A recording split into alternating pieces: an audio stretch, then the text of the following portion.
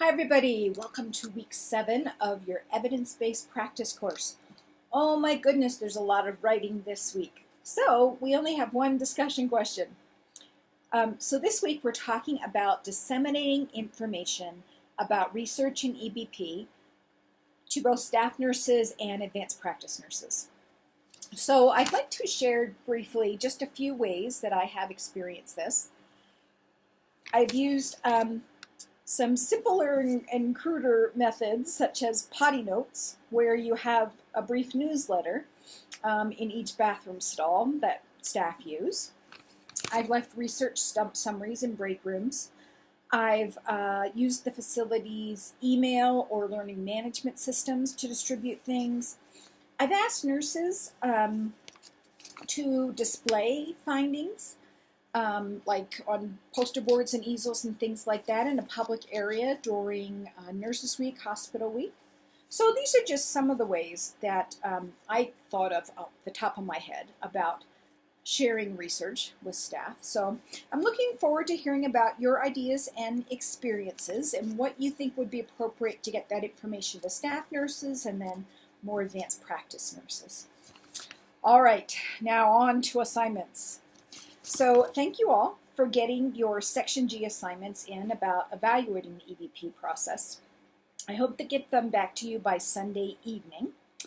And now on to the biggies. So first one is the compilation of all your hard work, your final EBP proposal.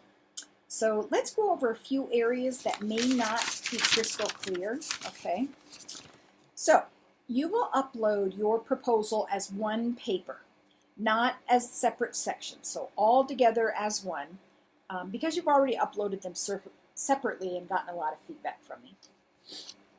The directions do call for an abstract. So this goes on a page by itself right after the cover page, okay? So you've written abstracts before in a couple classes. There's also information about abstracts in the GCU APA Style Guide. There's a section about abstracts.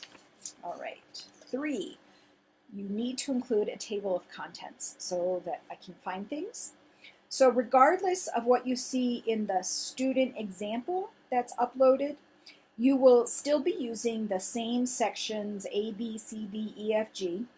So all of these will be in the table of contents as well as the reference list and all your appendices, so they'll all be in the table of contents. All right, if you have been working on each appendix as the sections have been due, this won't be too bad.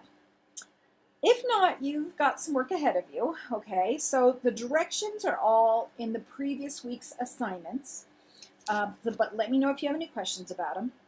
2 notes about that.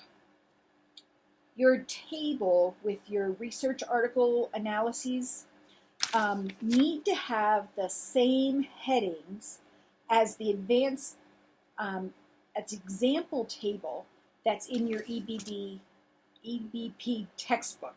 Okay, so the same column headings across the top. And your conceptual model needs to be one that you create, not one that already exists. Just a hint. You might want to think about the flow of your implementation process and maybe the change model that you chose. Those are good things to have in a conceptual model. All right, so I know that each section had a word count limit.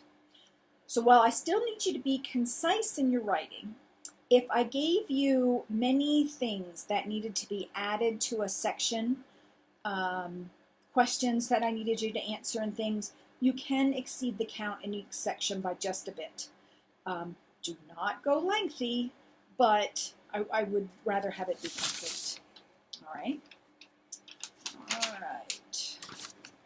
All right. Please get all of your references and citations in APA format. It counts for 15% of your grade in the rubric, so get them right. Pull out that GCU APA Style Guide 6th edition. I gave it to you earlier in this course.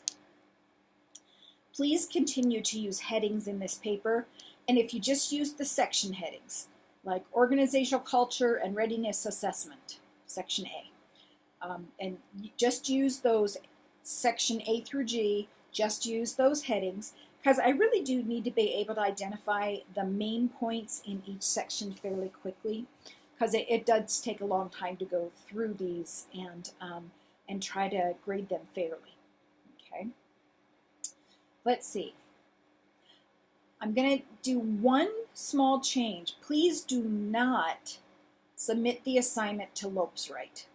I've thought about this a little bit, and none of you will have an acceptable similarity index score, and then I'll just have to go through every single report and fine-tune stuff.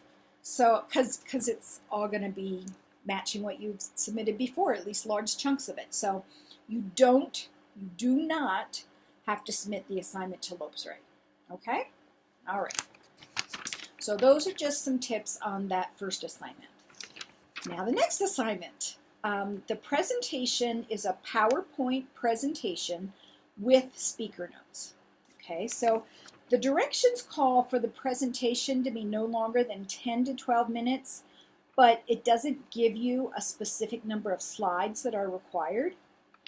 And so there's not a number that you have to meet.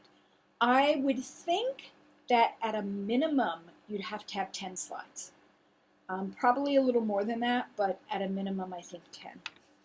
Remember, the rubric does consider the layout of your slides, and the references and citations must be used.